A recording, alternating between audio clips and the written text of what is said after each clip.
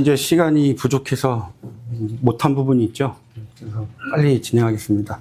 지난주에 저희들 나눴던 말씀, 주님의 은혜를 알면 얼굴에 기쁨이 넘칩니다. 우리 얼굴은 우리 안에 마음이 드러난다고 그랬죠. 그게 얼굴이라고 그랬어요. 네, 얼굴을 이렇게 보니까 기쁘시죠? 네, 기쁩니다. 복음을 위한 일에 참여하는 교회가 됩시다. 복음을 위한 일, 빌립보 교회는 사도 바울을 교회 안에 있던 의무, 해야 될 일로부터 풀어줬죠. 그래서 나가서 복음을 전하게 했어요. 교회를 세우게 했어요. 선교를 하게 도와줬습니다. 그것이 복음을 위한 일에 참여하는 거예요. 저희 교회도 교회 개척 한날 저희가 선교사도 파송하고 많은 선교사님들과 같이 협력해서 선교의 일에 함께 참여하길 소망합니다. 고난의 과정을 함께하며 은혜에 참여하는 것입니다. 사도 바울이 지금 감옥에 있습니다. 그래서 로마 법정에서 지금 복음을 증거하고 있고 변명하고 있어요. 확증하고 있어요. 그런데 그것이 빌립보 교회도 같이 고난에 참여하는 것이라고 했습니다. 같이 참여함으로 그것이 곧 은혜에 참여하는 것이라. 1장 29절에 보면 우리에게 은혜를 주신 것은 곧 고난을 받게 하려 하십니다. 은혜는 곧 고난입니다. 네, 오늘 12절부터 26절까지인데요. 지난주에 하지 못했던 9절부터 11절까지 말씀 나누겠습니다. 내가 기도하노라. 여러분 1절부터 11절까지는요 서론이에요. 서론이 계속 이어지고 있는 거예요. 인사말을 하고 있는 거예요. 인사하면서 빌립보 교회 형제들이여, 내가 형제들을 위해서 좀 기도하고 있습니다. 그런데 그 기도하는 제목이 세 가지를 얘기하고 있습니다. 9절부터 11절까지 세 개예요. 첫 번째, 풍성한 사랑으로 선한 것을 분별할 수 있도록 기도하고 있습니다. 보세요. 내가 기도하노라. 너희 사랑을 지식과 모든 총명으로 점점 더 풍성하게 하사 너희로 지극히 선한 것을 분별하며, 또 그러니까 분별하며까지가 하나예요. 첫 번째 기도입니다. 너희 사랑을 풍성하게 하기. 그런데 풍성하게 하는데 지식과 총명으로 풍성하게 한대요. 그러면 여기서 지식은 무엇이냐? 지식이란 건 우리가 고린도전서 나눌 때 나눴었죠. 하나님의 을 아는 거. 그것이 지식이라고 그랬어요. 그노시스. 그런데 여기서는요, 에피그노시스라는 단어를 씁니다. 한 단계 더 들어간 거예요. 그냥 하나님을 아는 거에서 더 들어가는 거. 호세아서 6장 6절에 나는 인애를 원하고 제사를 원하지 아니하며 번제보다 하나님 아는 것을 원하노라. 번제보다 하나님 아는 것. 하나님을 더 깊이 아는 거. 그 단어입니다, 지금. 그러니까 하나님을 알 때 더 깊이 들어가서 하나님을 더 깊이 알고 싶은 거, 교제를 하면서 깊이 하는 거, 그것이 지식이에요. 사랑이 있는데 그 사랑 안에 하나님을 더 많이 아는 지식을 더하는 거예요. 총명하다. 이 총명하다는 단어는 성경에서 딱 한 군데 쓰여요. 오늘 본문에. 다른 데 쓰이지 않습니다. 딱 여기 한 군데 쓰여요. 어떤 뜻이냐? 우리가 하나님의 뜻이, 말씀이 어떤 뜻인지 딱 깨닫잖아요. 아, 그거구나. 그 깨달았어요. 그런데 이것이 선인지 악인지, 아, 선이구나. 하나님의 말씀의 그 깊은 뜻을 깨달아서 이것이 선이라는 것을 딱 깨달았어요. 그럼 그 깨달은 것을 마음속에 결단을 하는 겁니다. 아, 내가 이게 선이고 하나님의 뜻이 맞구나. 그러면 악한 것, 다른 것은 버려야지. 하나님의 말씀대로 살아야지. 마음의 결단까지 서는 게 여기서 얘기하는 총명함이에요. 아, 그 선을 깨닫고, 선과 악 중에 선을 깨닫고 하나님의 뜻을 깨닫고, 아, 악은 버려야지. 이제 선을 따라 살아야지까지 결단하는 지혜가 총명인 거예요. 그러니까 사랑 안에 지식과 총명을 더해요. 그래서 풍성하게 합니다. 풍성하게 하는 이유가 뭐냐? 10절에 지극히 선한 것을 분별하게 하기 위해서. 그렇다면 지극히 선한 것은 무엇일까? 가장 선한 거예요. 이렇게 여기서 얘기하는 것은. 지극히 선한 거니까 가장 선한 거. 여기서 분별하다는요, 아까는 선과 악을 분별하는 거라면 여기서 10절의 분별은 선. 좋은 거, 다 좋은 것 중에 가장 좋은 것을 택하는 거예요. 그게 10절에 지극히 선한 것을 분별하는 거예요. 그러니까 어떤 의미면 제사장이요, 구약에서 성전에서 제사를 드리죠.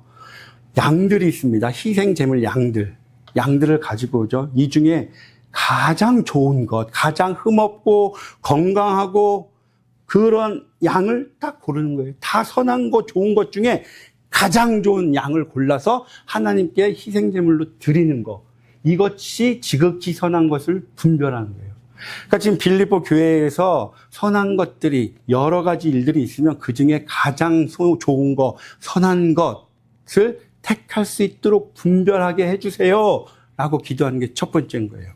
지금요, 저희 교회도 이게 필요합니다.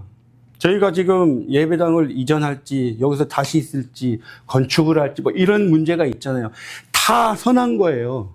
이 중에 어떤 게 우리 교회에 제일 좋을까? 이것을 분별하는 지혜, 그것을 위해서 우리 모두가 다 같이 기도해야 된다는 거예요. 지금 첫 번째 기도가 그겁니다. 가장 좋은 것을 택하게. 하나님께 가장 좋은 것을 드리기 위해서 가장 좋은 것을 택할 수 있는 분별을 허락하여 주시옵소서. 첫 번째 기도예요. 두 번째는 진실하여 허물 없이 그리스도의 날까지 이르게 해달라. 자, 두 번째는 진실하고 허물 없이 되기를 기도합니다. 여기서 진실하다라는 단어가요, 보이는 것처럼 엘리 크리네스인데 헤일레라는 단어가 햇빛이에요. 햇빛. 태양광선 햇빛. 햇빛 아래에서 판단하다가 진실하다는 의미입니다. 그러니까 햇빛 아래에서 판단하다. 어떤 일이냐면 토기쟁이가 있습니다. 성경에 토기쟁이를 많이 비유하죠. 토기를 만들어요. 그릇을 만들고 뭐 예를 들어서 고려청자 뭐 이런 걸 만들어요. 그러면 열심히 흙을 가져다가 만들겠죠. 그리고 그것을 유황도 바르고 가마에 들어가서 굽겠죠. 그리고 나서 다 만들었어요. 진흙으로 만들었으니까 크랙이 많이 생겨요. 그런데 다 만들고 나서 그걸 꺼냅니다. 꺼내서 이렇게 봐요. 이게 금이 갔는지 안 갔는지 잘 안 보이는 거예요. 실륨 같은 게. 그럼 가장 좋은 것을 선택하기 위해서는 햇빛을 가지고 나가는 거예요. 햇빛에 나가서 그것을 봅니다. 하나하나 햇빛에 비치면서. 그러면 그 도자기에 금이 갔는지 안 갔는지 판결이 나는 거예요. 가장 좋은 것을 선택하는 거예요. 크랙 하나도 없는 것, 명품을. 그것이 진실하다는 거예요. 우리 마음 안에 조금이라도 쓴뿌리가 있든지 아픔이 있든지 죄가 있든지 그런 게 없이 가장 진실하고 허물 없이 예수님 오실 때까지 되라. 그때까지 믿음 생활을 해라. 그 말씀을 하는 거예요. 그것을 지금 두 번째로 기도하고 있는 겁니다. 세 번째 11절입니다. 예수 그리스도로 말미암아 의의 열매가 가득하라. 세 번째 기도는 의의 열매가 가득하기를 기도합니다. 의의 열매는 성령의 열매를 얘기하는 거예요. 성령의 열매. 그러면 성령의 열매가 가득하기 위해서는 어떻게 해야 될까? 갈라디아서 5장 22절부터 23절 말씀에 보면 성령의 9가지 열매가 나오죠. 그러면 성령의 9가지 열매 바로 앞부분을 보면 어떻게 하면 성령의 열매가 맺힌지 나와요. 갈라디아서 5장 16절 17절 보가요. 내가 이르노니 너희는 성령을 따라 행하라. 그리하면 육체의 욕심을 이루지 아니하리라. 육체의 소욕은 성령을 거스리고 성령은 육체를 거스리나니 이들이 서로 대적함으로 너희가 원하는 것을 하지 못하게 하라 함이니라.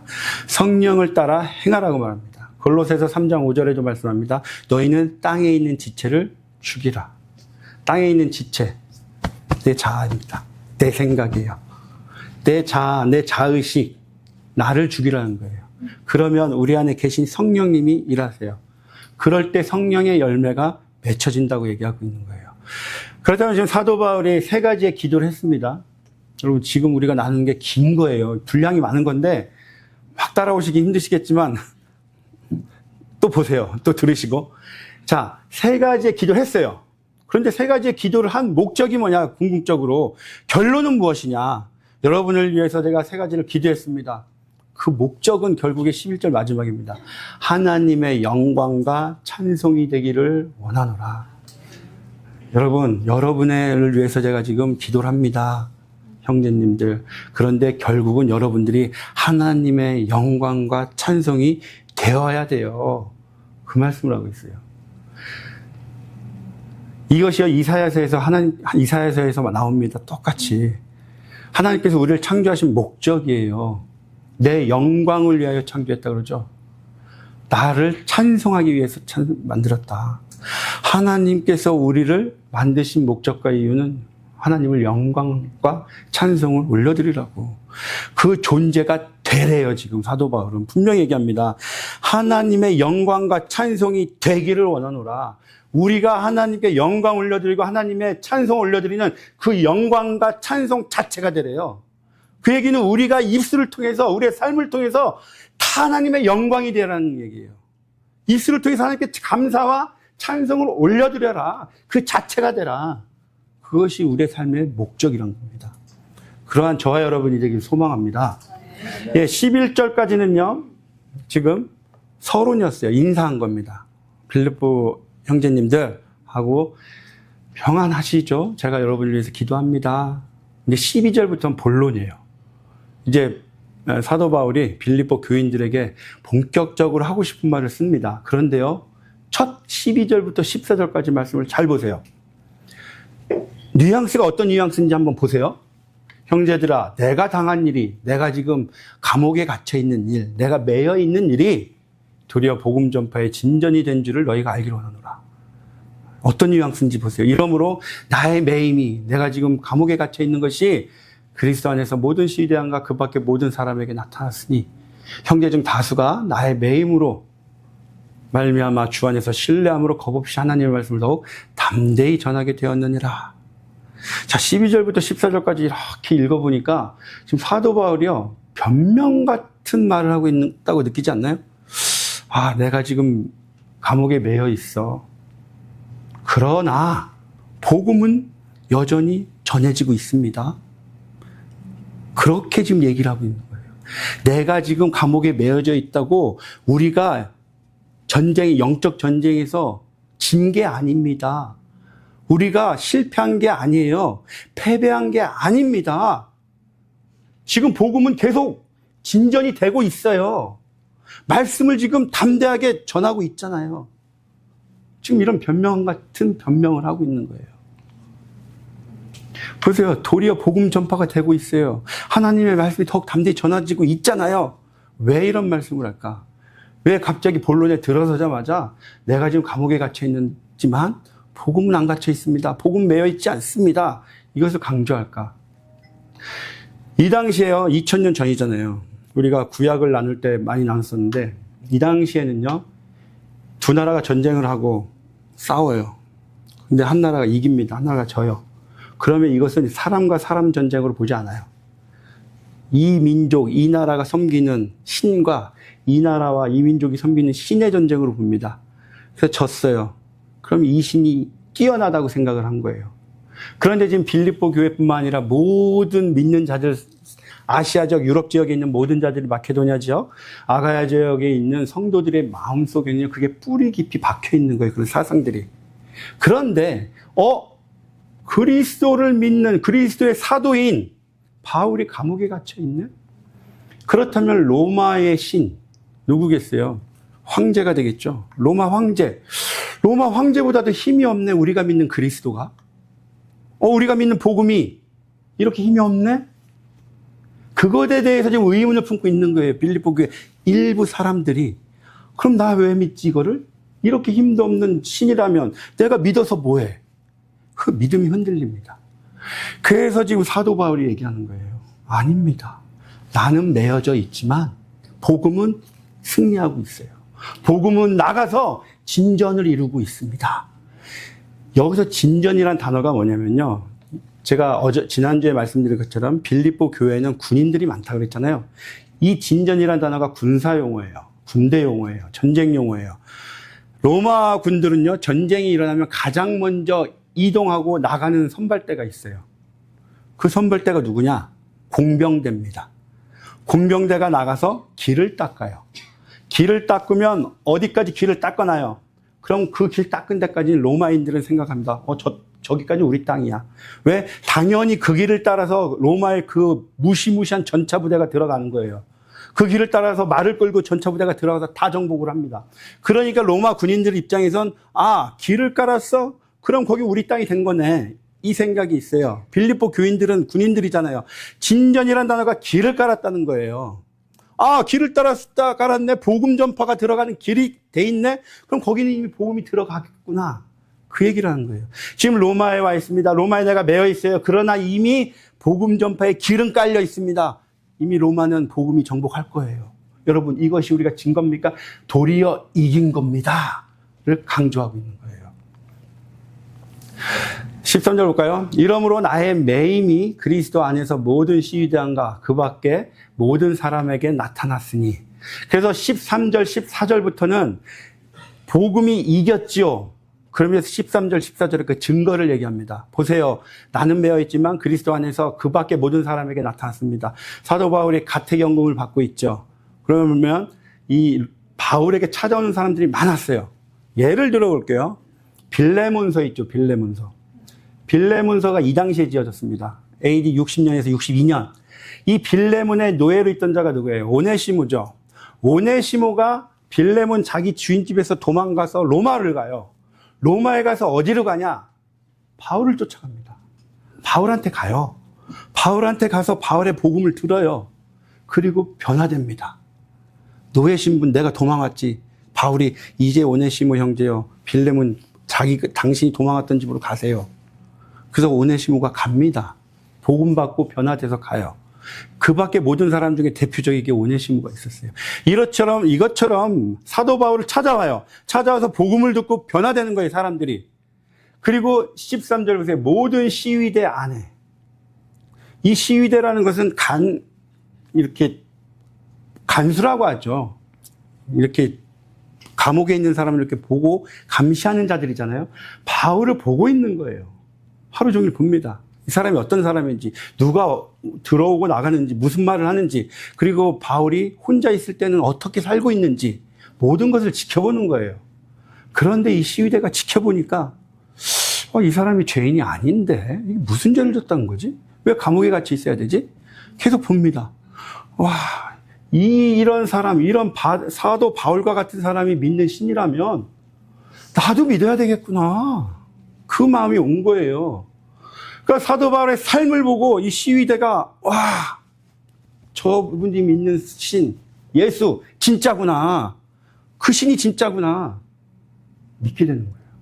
지켜보는 누군가에게 삶으로 예수를 보여줘야 돼요. 여러분을 지켜보는 누군가가 있습니다. 자녀들도 있고요. 부모도 있고요. 남편도 있고요. 아내도 있어요. 이렇게 지켜보는 거예요. 우리 엄마 아빠가 믿는 저 예수. 아이고, 안 믿어. 이렇게 되시겠어요? 와, 우리 엄마 아빠가 믿는 저 예수 대단하네. 우리 엄마 아빠 보니까 나도 저렇게 살고 싶어. 나도 믿어봐야 되겠다. 우리 자녀들 보세요. 우리 자녀를 보니까 변했네. 나도 한번 믿어볼까? 나도 한번 나가볼까? 변하는 거죠. 여러분들 누군가가 보고 있어요, 여러분. 여러분들을 통해서 복음이 전해지길 소망합니다. 여러분들을 보고, 나도 한번 믿어보자. 이런 마음이 되기를 소망합니다. 예. 자, 12절에 보면요, 형제들아. 14절에 형제 중 다수가 나오죠? 같은 형제일까요? 여기서 우리가 생각을 하고 넘어가야 돼요. 12절의 형제들은요, 빌립보 교회 형제들이죠. 그럼 14절의 형제는 어디 교회 형제들일까요? 로마 교회 형제들이에요.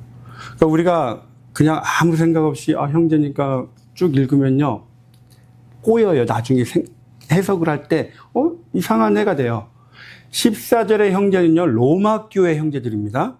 로마 교회 형제들이 바울을 보고 변화돼서 나가서 복음을 전하는 거예요. 15절에 어떤 이들도 로마 교회 성도들인 거예요. 로마 교회 성도들이 어떤 이들은 투기와 분쟁으로, 어떤 이들은 착한 뜻으로 전하는 것은 사도 바울이 감옥에 갇혀 있으니까 이제 우리가 전합시다. 우리가 나가서 전합시다. 착한 뜻으로 전하는 자들이에요. 그런데 어떤 이들은 투기와 분쟁으로 전해요. 이 투기와 분쟁으로 전하는 자들이 17절에 그들입니다. 그들은 나의 매임에 괴로움을 더하게 할 줄로 생각하여. 어떤 이들은 투기와 분쟁으로, 그들이에요. 16절에 이들은 착한 뜻으로 전하는 자들이 16절에 이들이고요. 15절에 어떠니, 17절에 그들이 같은 자들이에요. 그런데 이 어떤 이들은 왜 투기와 분쟁으로 전하냐? 여러분 생각을 해보세요. 사도 바울이 로마에 온 적이 있었나요? 로마 감옥 사도행전 28장에 로마에 왔어요. 그 전에 로마에 와본 적이 있었나요? 없었어요. 로마에 온 적이 없었습니다. 그런데 로마 교회 교인들, 어떤 이들은 지도자들이에요. 리더들이에요. 이 리더들이 사도 바울을 시기하고 질투하는 거예요. 경쟁심으로 지금 일을 하고 있는 거예요. 아니, 사도 바울은 로마에 온 적도 없는데 도대체 왜 사도 바울을 경쟁자로 삼고 시기하고 질투할까? 생각해 본 적 있으세요? 지금 로마 교회 지도자들이 시기하고 질투하는 이유는 뭐냐면 사도 바울은 로마에도 안 와봤지만 이미 로마서를 썼습니다. 50년 후반에 고린도에서 로마에 오기 전에, 잡혀서 오기 전에 로마서를 써서 로마에 보냈어요. 여러분, 로마서는 정수잖아요. 복음의 정수. 이 로마서를 로마에 있는 교인들이 다 읽은 겁니다. 읽고요. 와, 누굴까? 이 바울이라는 선생. 정말 만나보고 싶다. 존경스럽다. 하고 있었어요. 그런데 바울이 로마에 죄수의 몸으로 도착을 합니다. 그래서 사도행전 28장 15절에 보면 로마에 있는 형제들이여 마중을 나와요. 바울을. 이미 알고 있었기 때문에. 또 어떤 일이 있냐? 로마서 16장 3절에 보면 여러분 아시는 브리스길라와 아굴라. 브리스길라와 아굴라가 원래 로마 사람이었잖아요. 근데 AD 49년에 추방령을 받아서 고린도에 오잖아요. 그래서 고린도에서 브리스길라와 아굴라를 사도 바울이 만나요. 그래서 고린도에서 교회를 시작을 합니다. 그런데 AD 54년에 글라우디오 황제가 죽어요. 죽으면서 그 추방령이 자연스럽게 없어져요. 그러면서 브리스길라와 아굴라가 그럼 우리 로마로 돌아갈게요. 해서 50년 후반에 브리스길라와 아굴라가 로마로 돌아가요.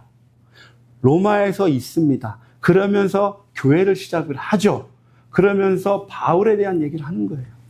그래서 로마 교회에서는 이미 바울이 유명 인사가 돼 있어요. 굉장한 분이십니다. 그분이 지금 잡혀서 오세요. 그러니까 그분이 온 거예요. 와서 감옥에 있어요. 근데 수많은 사람이 찾아가요. 그러니까 로마 교회 지도자들은 시기와 질투가 나는 거예요. 내가 저 자리에 있고 내가 지금 내 세력을 넓혀야 되는데 바울 선생으로 그게 안 되는 거예요. 그래서 지금 바울 선생이 저기 감옥에 있는 동안에 우리가 열심히 나가서 내 세력을 좀 만들자, 교회 안에. 그래서 시기와 질투와 분쟁을 가지고 나가서 열심히 복음 전도한 거예요. 자기 세력 만들려고. 그래서 17절에 그들은 사도 바울의 매임에 괴로움을 더하게 할 줄로 생각했다. 이제 바울은 우리가 나와서 열심히 내 세력을 만들고 복음을 전하니까 저 안에서 얽매여 있으니까 우리를 질투할 거야. 그러니까 자기가 그런 생각하니까 바울도 그럴 거야 라고 생각을 하는 거예요. 여러분, 내가 힘들다고 우리 그렇잖아요. 내가 힘드니까, 내가 괴로우니까 너도 한번 당해봐라. 지금 이 어떤 이들은 그런 마음은 아니겠죠. 근데 우리의 삶 속에 그런 때가 있다는 거예요, 여러분. 내가 힘들고 괴로우니까 당신도 한번 당해봐. 그런데 그렇게 괴로움을 더하려고 하는 그 마음 자체를 가진 자들은요, 그 괴로움이 자신에게 돌아갑니다. 상대를 괴롭게 하지 마세요. 그냥 상대가 어떻게 되든지 축복해 주시고 잘 되길 기원해 주시기 바랍니다. 그런데 그들은 사도 바울이 괴로움을 더하게 하려고 자기네가 생각을 하고 했어요. 그런데 사도 바울이 괴로워하나요? 18절 보세요. 기뻐하고 기뻐합니다. 왜요? 왜 사도 바울은 그들이 그렇게 생각을 했지만 나는 오히려 더 기뻐. 기뻐하고 왜 기뻐했냐? 그 이유가 뭐냐면요. 15절 보세요. 어떤 뜻으로 하든지 그리스도가 전파되었다. 17절도 보세요. 그들이 나쁜 뜻으로, 투기와 분쟁으로, 다툼으로, 그러나 그리스도가 전파되었어. 18절도 보세요. 거칠애로 하나, 참으로 하나, 어떻게 하든지 예수 그리스도가 전파되었어. 그래서 나는 기뻐. 그 얘기를 하는 거예요. 우리의 기쁨의 근원은요, 예수님의 전파가 되는 것에 있어야 되는 거예요. 나의 기쁨의 근원은 주식이 올라서, 사업이 잘 돼서, 이것이 기쁨의 근원이 되면 안 된다는 거예요. 기쁨의 근원은요, 예수님의 전파입니다. 여러분, 마태복음 28장 19절 20절 보세요. 주님께서 우리에게 대사명을 주셨어요. 너희는 나가서 모든 민족을, 모든 족속을 제자를 삼아라. 제자를 삼으라고 했어요. 여러분, 제자 삼은 적 있으신가요? 우리는 생각을요, 제자 삼아라 했더니 이 단어에 꽂혀요. 그래가지고, 제자 삼는 거는 목사나 선교사가 하는 거지 뭐. 내가 어떻게 제자를 삼아. 맞나요? 주님께서 그렇게 하라고 하신 건가요? 여러분, 나가셔서요, 복음 전하세요. 예수님을 모르는 사람들하고 여러분들하고는요, 상대가 안 돼요. 여러분들이 얼마든지 제자 삼을 수 있어요. 예수님을 알고 믿는 것 그 자체만으로도요, 예수님을 모르는 사람들하고 어마어마한 차이가 있어요. 여러분들이 가서 예수님만 전해도 그들은 제자가 되는 거예요. 그리고 여러분의 제자가 아닙니다. 착각하지 마세요. 예수님의 제자 삼으라는 거예요. 근데 우리는 착각을 하는 거예요. 내 제자를 삼아야 되나? 내가 능력 없는데? 지금 나도 구원받기 힘들어 죽겠는데? 그렇게 생각하니까 그런 거예요. 예수님의 제자를 삼으라고 했죠. 언제 나의 제자 삼으래요. 나가셔서 예수님의 말씀을 전하세요. 복음 전하세요. 안 믿는 자들에게. 그리고 교회를 인도해 보세요. 그리고 그분들이요, 그 영혼이 돌아와서 날마다 믿음이 한 단계 한 단계 올라가는 걸 여러분 지켜보세요. 얼마나 기쁜지 아세요? 처음에 와서 아무것도 모르던 자가 세월이 지날수록 예수님 앞에 엎드리고 기도하고 믿음이 단단해지는 과정을 보면 너무 기뻐요. 그것이 우리의 기쁨의 근원이 되라는 얘기예요. 세상 가지고 그런 걸로 기뻐하지 말고 한 영혼을 위해서, 하나님의 나라를 위해서, 복음을 위해서, 생명을 위해서 기뻐해라. 그것이 여러분의 기쁨이 근원이 되십시오 라고 지금 얘기하고 있는 거예요. 19절 볼게요. 19절, 자, 18절에요. 기뻐하고 또한 기뻐하리라 얘기하는데, 기뻐하고는요, 18절까지의 일로 인해서 내가 기뻐한 거예요. 그리고 또한 기뻐하리라 하는 것은 뒤에 있는 기뻐하리라는 19절부터 21절까지의 말씀으로 인해서 이제 내가 기뻐할 거야. 그거예요. 그럼 19절, 이것이 너희의 간구와 예수 그리스도의 성령의 도우심으로 나를 구원에 이르게 할 줄 아는 거로. 여러분 구원 받으셨죠? 예, 우리는 이미 구원 받았어요. 완성이 된 게 아니에요. 지금 19절에 보세요. 나를 구원에 이르게 할 줄? 아니, 사도 바울이 지금 구원을 못 받았나요? 구원 받았잖아요. 그런데 지금 구원에 이르게 할 줄 아는 거로. 그렇다면 여기서 말하는 구원은요, 감옥에서 풀려나는 걸 얘기하는 겁니다. 법정에서 당신 죄 없어. 무죄야. 그래서 감옥에서 풀려나는 구원을 얘기하고 있어요. 20절, 나의 간절한 기대와 소망을 따라 아무 일에든지 부끄러워하지 아니하고 지금도 전과 같이 온전히 담다여 살든지 죽든지 내 몸에서 그리스도가 존귀하게 되려 하려 하나니 이는 내게 사는 것이 그리스도니 죽는 것도 유익하니라. 20절, 21절 말씀을요, 잘 생각해 보면 이해가 안 가요. 여러분 이해가 팍 오나요? 무슨 말씀인지? 이게 무슨 말이지? 되게 좋은 말 같긴 한데.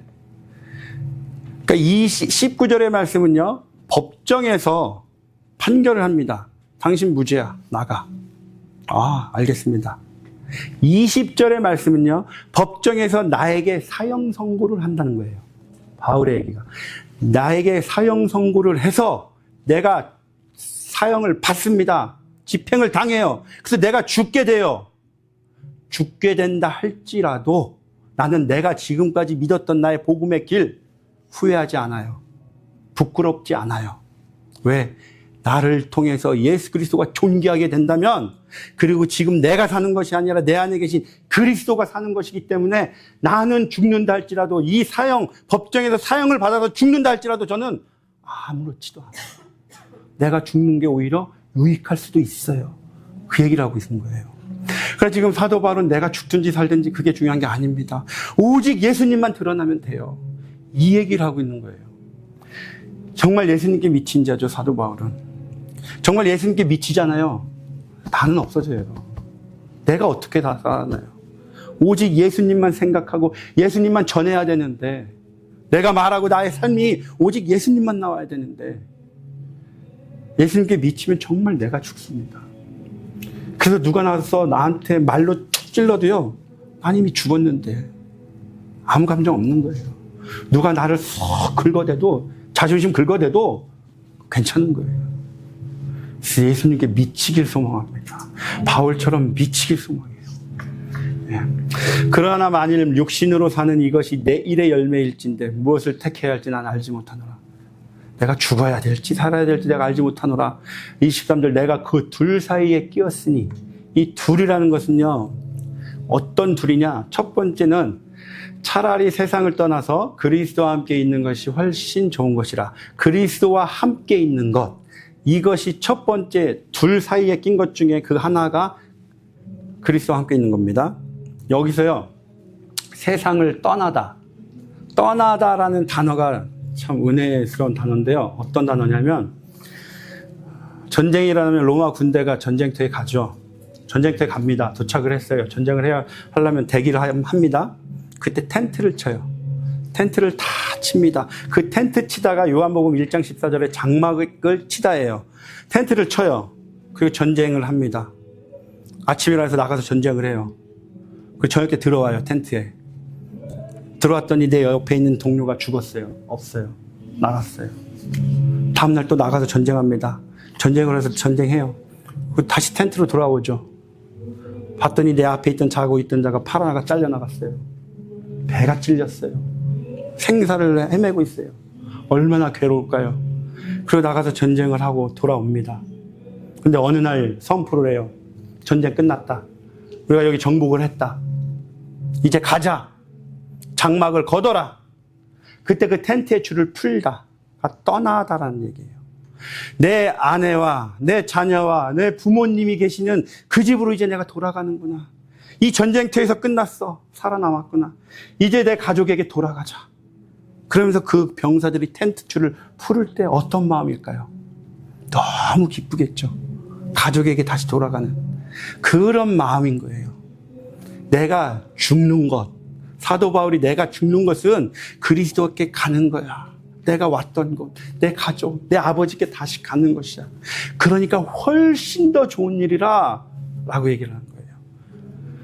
그래서 그 둘 사이에 낀 게 첫 번째가 그리스도와 함께 있는 것입니다. 두 번째는 육신으로 있는 거예요. 24절 내가 육신으로 있는 것이 너희를 위하여 더 유익하니라.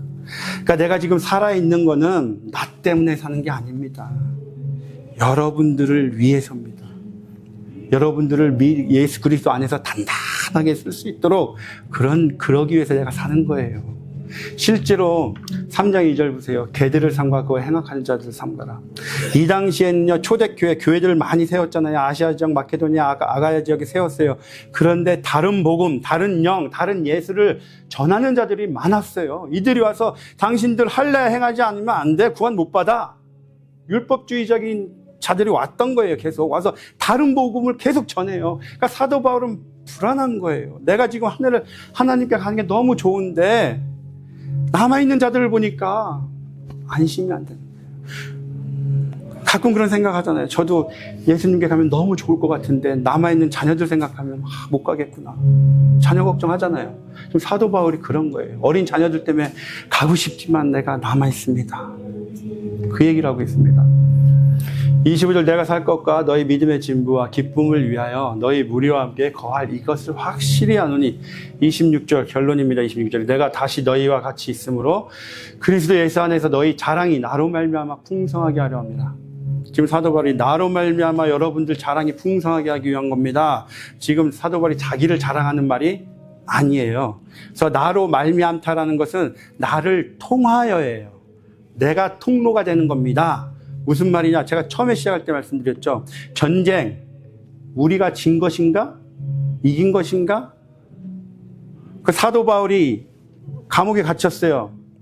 로마 군대에 의해서, 로마 황제에 의해서 갇혔어요. 그런데 거기서 법정에서 풀려나요. 그럼 빌립보에 있는 교회들이 어떻게 생각할까? 아, 역시 우리 믿는 메시아, 예수님이 최고네. 더 강하네. 자랑이란 게요, 기쁨이에요. 기쁨과 감사.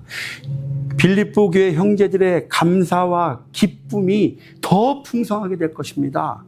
내가 여기서 무죄를 받고 여러분들과 함께 가서 여러분들과 함께 살면서 생활을 하면서 여러분들에게 복음을 가르치면 여러분들이 하나님이 살아계심을 깨닫고 체험하겠지요.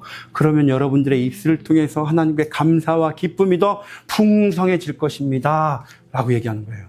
그러니까 지금 사도 바울은 자신이 통로가 될 것입니다. 여러분, 저와 여러분도 주님의 축복의 통로가 되길 소망합니다. 복음의 통로가 되길 소망합니다. 여러분들을 누군가가 지켜보고 있어요. 하나님은 당연히 지켜보고 있고요. 누군가가 보고 있습니다. 그들에게 선한 영향력을 끼치길 소망합니다. 사람의 영향력이 아닌 복음의 영향력을 끼치는 저와 여러분이 되시길 주님의 이름으로 축원드리겠습니다. 예, 기도드리시겠습니다.